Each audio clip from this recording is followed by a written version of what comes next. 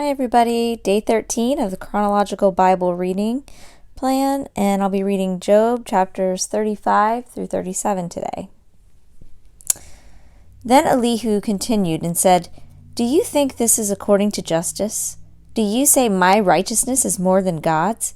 For you say, what advantage will it be to you? What profit shall I have, more than if I had sinned? I will answer you and your friends with you. Look at the heavens and see, and behold the clouds. They are higher than you. If you have sinned, what do you accomplish against him? And if your transgressions are many, what do you do to him? If you are righteous, what do you give to him? Or what does he receive from your hand? Your wickedness is for a man like yourself, and your righteousness is for a son of man.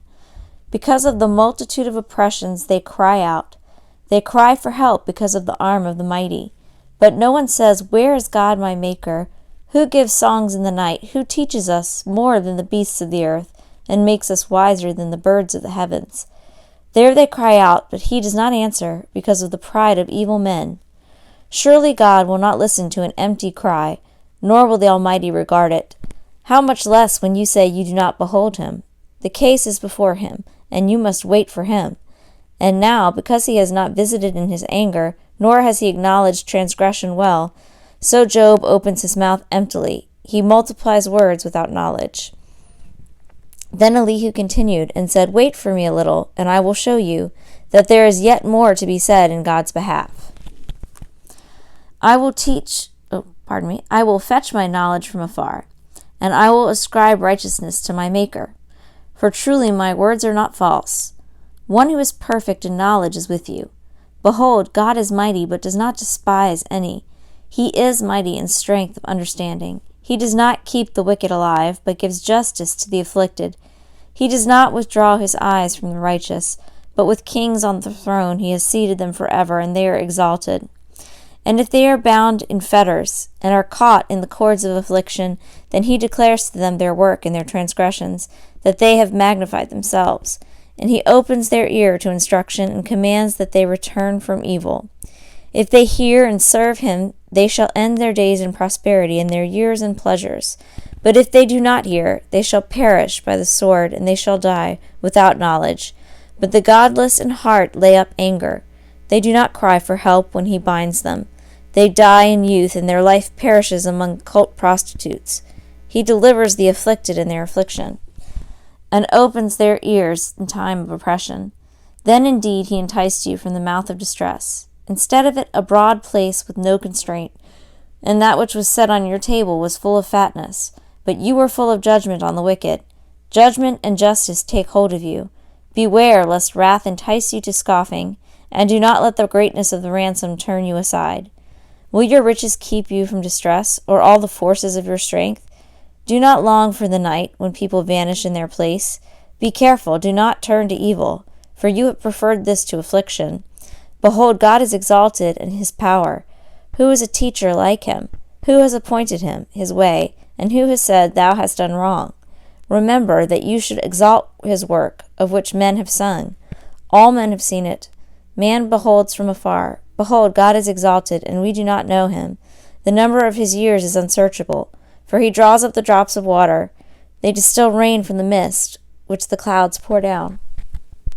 They drip upon man abundantly. Can anyone understand the spreading of the clouds, the thundering of his pavilion? Behold, he spreads his lightning about him, and he covers the depths of the sea. For by these he judges peoples. He gives food in abundance. He covers his hands with the lightning, and commands it to strike the mark. Its noise declares his presence. The cattle also concerning what is coming up. At this also my heart trembles and leaps from its place.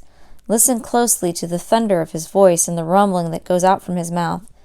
Under the whole heaven he lets it loose, and his lightning to the ends of the earth.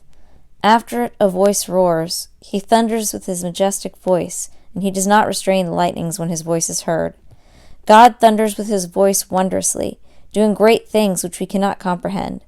For to the snow, he says, fall on the earth, and to the downpour and the rain, be strong.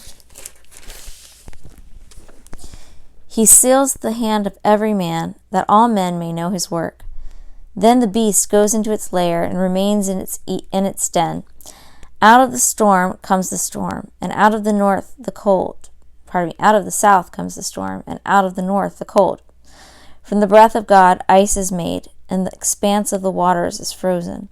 Also with moisture he loads the thick cloud. He disperses the cloud of his lightning, and it changes direction, turning around by his guidance, that it may do whatever he commands it on the face of the inhabited earth. Whether for the correction or for his world, or for loving kindness, he causes it to happen. Listen to this, O Job. Stand and consider the wonders of God. Do you know how God establishes them and makes the lightning of his cloud to shine? Do you know about the layers of the thick clouds, the wonders of one perfect in knowledge, you whose garments are hot when the land is still because of the south wind? Can you with him spread out the skies, strong as a molten mirror? Teach us what we shall say to him. We cannot arrange our case because of darkness. Shall it be told him that I would speak? Or should a man say that he would be swallowed up? And now men do not see the light which is bright in the skies, but the wind has passed and cleared them. Out of the north comes golden splendor. Around God is awesome majesty. The Almighty, we cannot find him. He is exalted in power, and he will not do violence to justice and abundant righteousness. Therefore men fear him. He does not regard any who are wise of heart.